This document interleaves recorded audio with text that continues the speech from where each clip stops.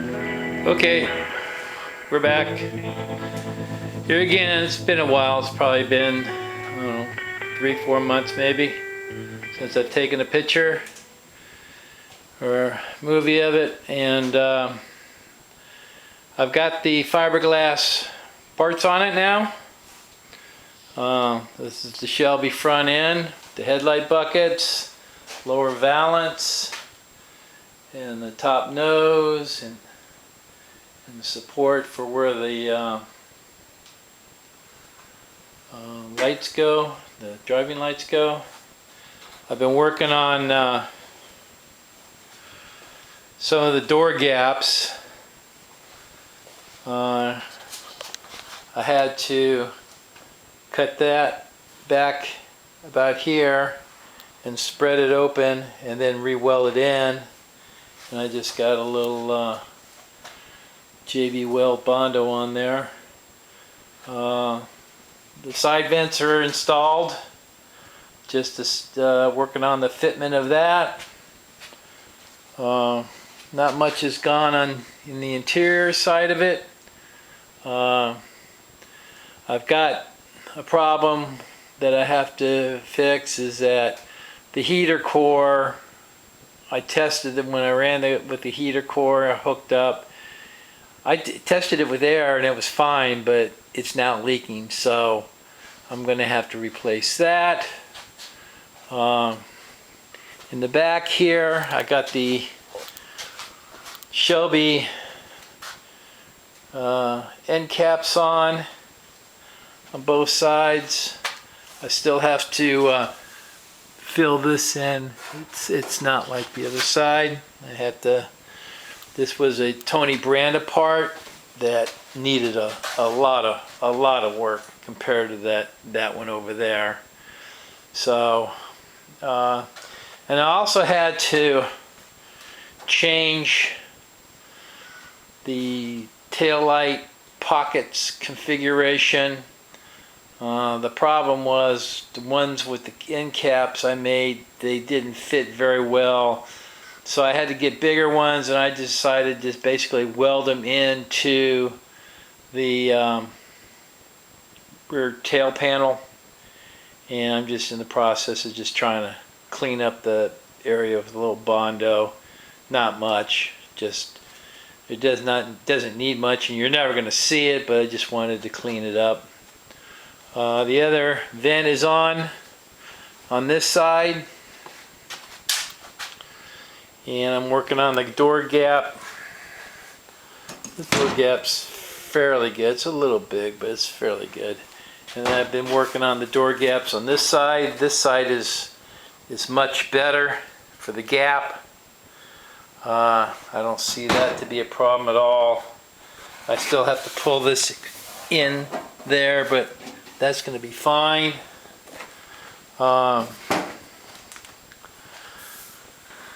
There's an issue with the fitment up here, as you can see.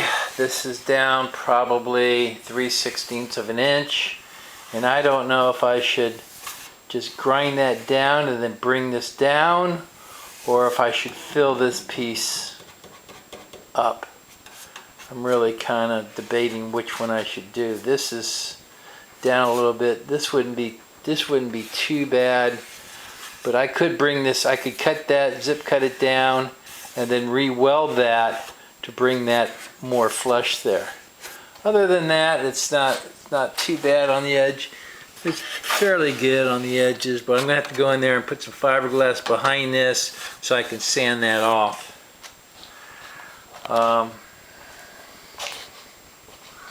On the other side, it fits pretty nice. I've got issues down here where the fender doesn't fit that well, but so it just needs to be filled in there, so I gotta fix that. I guess you can't see what I was talking about because I wasn't pointing it right. But right there I filled in a little bit, but you can see the difference there. This has to be built up to eliminate that.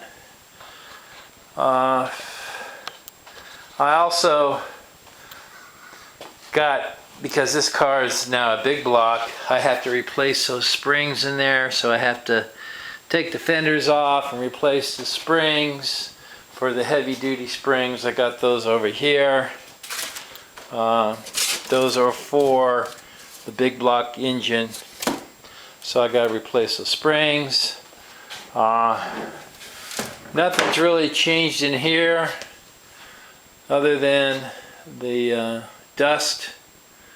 It hasn't run in a couple of months, but you can see I got all the bracketry in there. Everything fits fairly well. You can see down there the hole's off. This hole's off a little bit, but you know, that's the issue with aftermarket crap. You know, of course, the original Shelby parts didn't fit that well anyway, supposedly. So I got that going on. And once I get the shocks done, then I can, or once I get the coils in, the front shocks coils in, I can go ahead and bolt up the actual shocks into the car. Then I got the ram air piece over there. You can see that belongs up in here, and it's short because here again it's an aftermarket part, so I'm going to have to modify it and lengthen it. So I'm going to have to lay it on a table and do that, but I'm not in the process of doing that right now. So that's something else that needs to be done. Let's get this out of the way over here. So anyhow, it's getting there. It's October 11th or something, so I got the wheel well moldings. Supposedly I bought them as Dynacorn parts, but actually they're Corvex parts, which they claim that they're Dynacorn, but Dynacorn, I don't see a Dynacorn name on there. I see Kovacs, and then I also see where Kentucky Mustang, they put their name on it, but they're not Dynacorn. They're just made by somebody, and Dynacorn, you know, distributes them. So yeah, that kind of pisses me off. But I understand that Dynacorn's not that great to begin with, so it's really not an issue. So, but it's getting there. I was really tickled to death with this gap here. I actually had to weld it, as I said, down on both on top and bottom, weld it, and then grind it flush. And then this is just a very, very skim coat that will basically be all sanded off to get that fit. And the door gap is pretty doggone good. So hopefully by Christmas time I'll have all the major body work done. Like in here I had to, there was a little piece missing there, so I had to weld that in, and I just put a little filler just to round it off. And then there's a seam over on the other side where the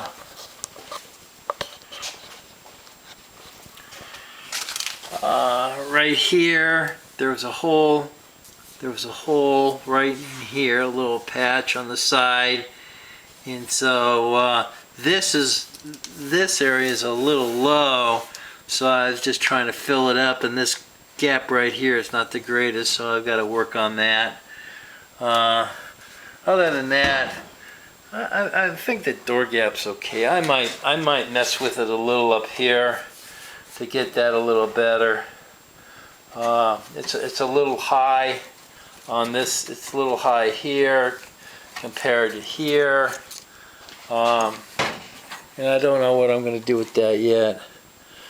And I might just weld on this. I don't know yet how that's going to work. I can see right now that this does need to be welded because you can see that gap. There's a gap right there. So that's going to have to be fixed. but the body work is not too much. You know, here again, it's all brand new steel. All the recorders are new. The inner fender wells are new. The trunk drop downs are new. And then so the basically the convertible structure part, you know, that's in good shape.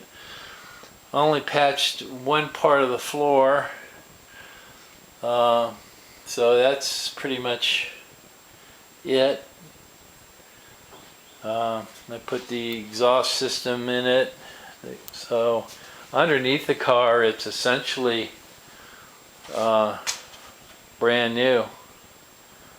So it's just a matter of finish some of the fiberglass bodywork, just to get the parts fitting correctly, and you know, I'm in no hurry for this thing, so it's just a matter, I want it done right. And then I still got to debate whether I pay somebody to do it or I attempt to paint it. I'm really not excited about if I have to paint it, but I'll do it if I have to. I also got the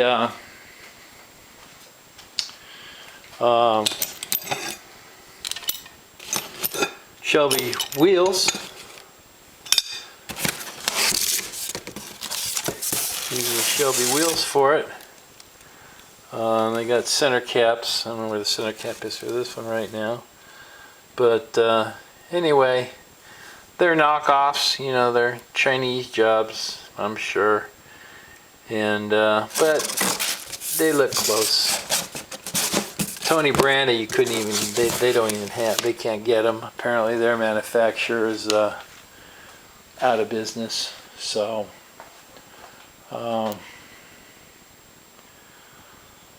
It is what it is. It's a shame through the COVID thing that we lost a lot of suppliers and vendors and stuff, but yeah, I'm pleased with it. I do have a transmission leak for some reason. I put a new seal in the front of the transmission and behind the torque converter, but it's leaking, and I haven't even really, I haven't even put it in gear since I pulled the engine out of the Thunderbird. So that's where we stand. The fit of the fiberglass here again is not that great. There's probably 3/16 of an inch right there difference in height. And I don't know how in the hell to fix that. It's good there. But they claim that Shelby's always had, the fiberglass always had that raised section there. But I debate whether I try to put Bondo to bring this up, to fill this up. But that's, that's a disappointment. I could possibly bring it down a little more, but it's pretty close. It's pretty close there. It's pretty close back here. The gap is reasonably good. So that's pretty much it. I haven't really done much to it. It's just been hot outside, and I just didn't want to mess with the heat and stuff. So you can see down there what's going on, and then down here you can see the oil leak I have, and it's a beauty, but it's all red oxide primer underneath, pretty much all new parts on everything. This is the oil cooler I built to kind of mimic the Shelby one. And it fits there fine. So that's the way it's supposed to be. I've got all the air conditioner parts in, and condenser and everything. So that's all done and hooked up. The air conditioner's hooked up, but I have to take it all apart to put that new heater core in it. And I bought a copper brass heater core, so I got to get back in there and disconnect the lines and then pull that out, and hopefully that'll solve that. But other than that, we're getting there. Getting there.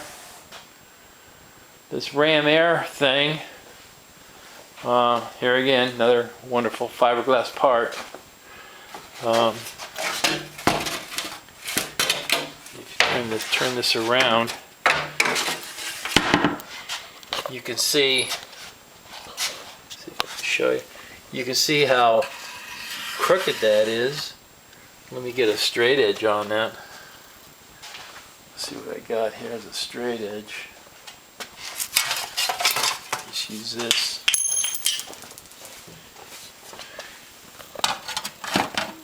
You can see how crooked that is.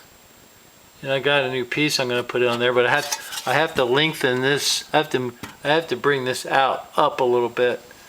So I'm just going to cut that off with the new piece, get the right length on it, and then I'll just redo that and put some support in the back. The front I think fits okay, so that's not a problem there. And I had to work on this tail panel piece. It's got a lot of, as you can see there, it's got a lot of fiberglass in the pockets there that don't let the rear taillight assemblies, the housings, fit in there correctly. So I gotta fix that. And I got a little issue here, as you can see. The fiberglass is sticking up. It's good there, so I'm gonna have to build this up to fix that. And look how big this gap is. Same issue in the back. It's just too much. It's flush here, but as you go back here, and it's curved, so you can't. It's curved, so you can't just really say, "Well, I'm going to fill this in." This is where I had that wave in the panel. I still got to take that and fix that wave. But so you know, it's going to look like that. There's nothing I can do about it. So I dropped some parts here.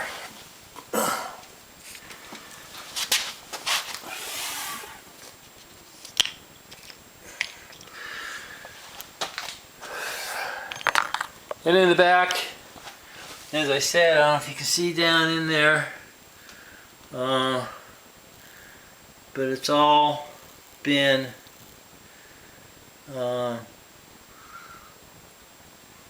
installed with new exhaust system.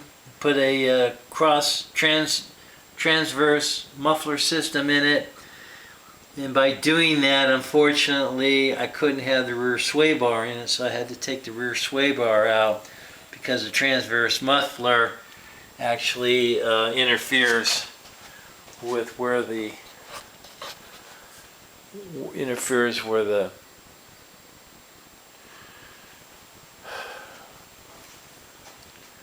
sway bar would go. And these are the 11-inch brake drums. This is what Shelby would have had, and you can see back there in the transverse muffler system.